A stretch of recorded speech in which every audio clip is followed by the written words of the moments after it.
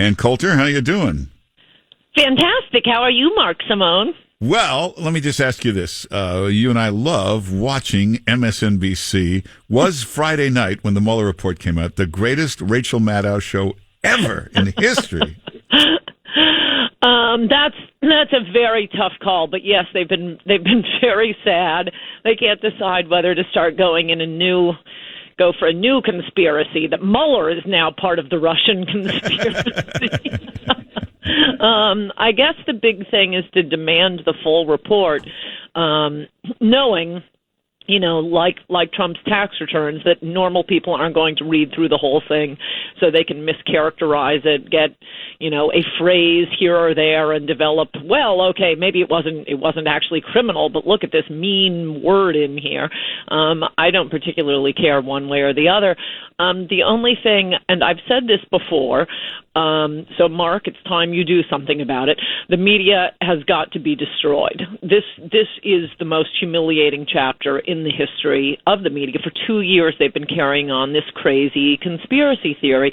I mean, that's why I think I've told you. That's why I wrote Resistance is Futile. Some of the New York Times reporters who won Pulitzer Prizes for their reporting on Russia, I kept finding myself at like Christmas parties in 2017, the first year, saying, you got to drop this Russia nonsense. You sound crazy. There's plenty to go after Trump for. This isn't it. You have this tiny little audience of nuts, and I guess that's what they want, because some of the journalists I talked to told me that they ask at I think it was at CNN, can we get off this Russia stuff and talk about something interesting? No, they apparently tried. They tried a few nights of doing actual news as opposed to a crazy conspiracy theory, and ratings went down. That's all they care about. That is all they care about. So, drop this nonsense about, the First Amendment and journalists, they guard our First Amendment. If some new cable network started up and all it was going to do was press a flat earth theory every night, new charts, they would probably get 2 or 3 million people to watch. We're a country of 320 million people. So for their pathetic ratings of 3 million, as you know, Stephen Colbert was about to be canceled until Trump came along. And as long as you push these crazy conspiracy theories that Robert Mueller is going to come along and Donald Trump is a Russian asset, that will be it. We can wipe away that sad election night. You'll get 3 million viewers, but what service is this to democracy to be ginning up the craziest members of it? If Chuck Todd or Chris Cuomo or them as smart guys, if they were being legitimate, they would say to these guests, wait a minute, Russian collusion, what exactly are you talking about? What would the collusion be? Would they give money to Trump? What would if there was collusion, what would it be? Nobody could even figure that out. They got him elected president. But how? By running, Mark, you have not been paying attention to Rachel, by running Facebook ads that amounted to 0.0001% of campaign spending in 2016. Yeah, but we know that Mueller showed they spent $100,000 on Facebook ads, and Hillary spent $1 million a month on Facebook ads. So obviously that didn't help. What would the collusion have been? No, they think that swung the election. Those Facebook ads. No, of course it's crazy, as detailed briefly and entertainingly in Resistance is Futile. Liberals really should have read that book. They could have done something. They could have done something that would help their cause. We have Trump not keeping his main campaign promises. He's a sitting duck. Many of the people who voted for him probably won't bother to come out and vote again. The types who aren't regular voters, who aren't Republicans. This throws off Republican voters. I was just speaking to some Republicans in Palm Beach, and I said, this may be surprising to you that some of Trump's base isn't going to bestir itself to vote for him, but you all voted for John McCain and you all voted for Mitt Romney. So the fact that you and your friends are definitely voting Republican in the next election doesn't really tell us that much.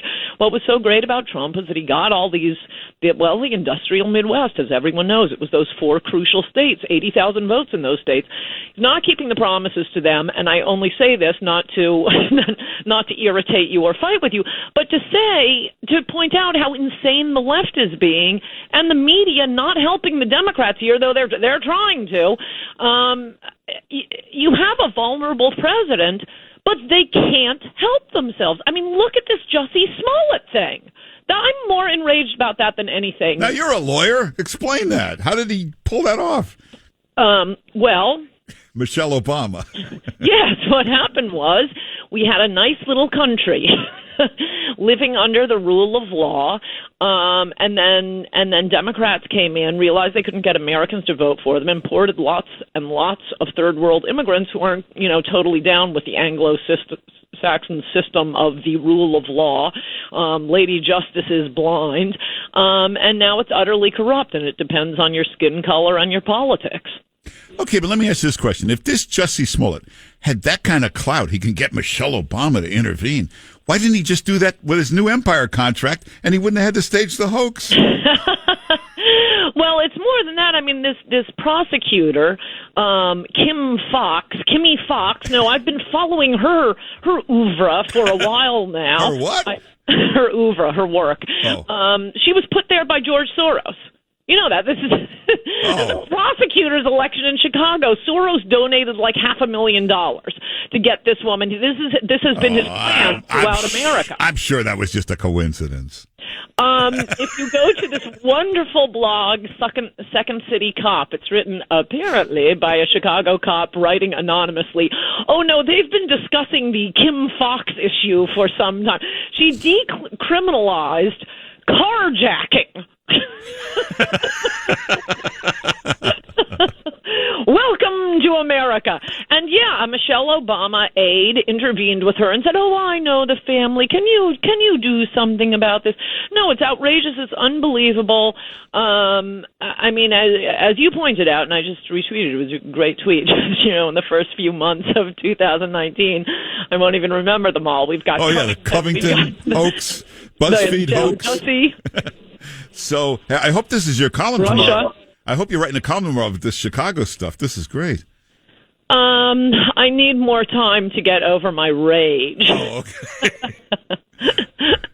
No, it really is. It's shocking. It's unbelievable, and the fact that there's nothing we can do about it. This is what's going to get Trump reelected. Good luck to you, Democrats. You just can't help being crazy. Hey, you know about this South Bend Mayor Pete Buttigieg? A lot of people think he'll be the nominee. I hear. He's not on the radar yet, but we'll look at this guy. No, I've been seeing a lot of chit-chat about him, but I haven't really paid attention because he's a mayor. But he's good-looking, he's gay, he's a millennial. He's like a Beto O'Rourke, but with an actual job. He actually does something. He's a mayor. Well, what's his position on immigration? I might work for him. He's a Democrat. He's, he's got all the Democratic stuff. But Bernie Sanders used to sound like Trump. In fact, when he was running for president, he sounded like Trump on immigration. Immigration is crushing the working class and the middle class. It is only good for the elites. Illegal immigration. No, legal immigration. Oh, okay. What do you think all these Somalis are? Well, I hate to say it, we're out of time, but everybody get Ann Coulter's book, especially you Democrats. Hey, a lot of you MSNBC hosts, you listen to this show. Get the book, Resistance is Futile. It'll explain to you how to do your job better. Resistance is Futile, Ann Coulter's latest book. Adios America is the best book on immigration. And go to AnnCoulter.com. You can get the new column. You can get the books, everything there. And follow Ann Coulter on Twitter. New column comes out tonight, right?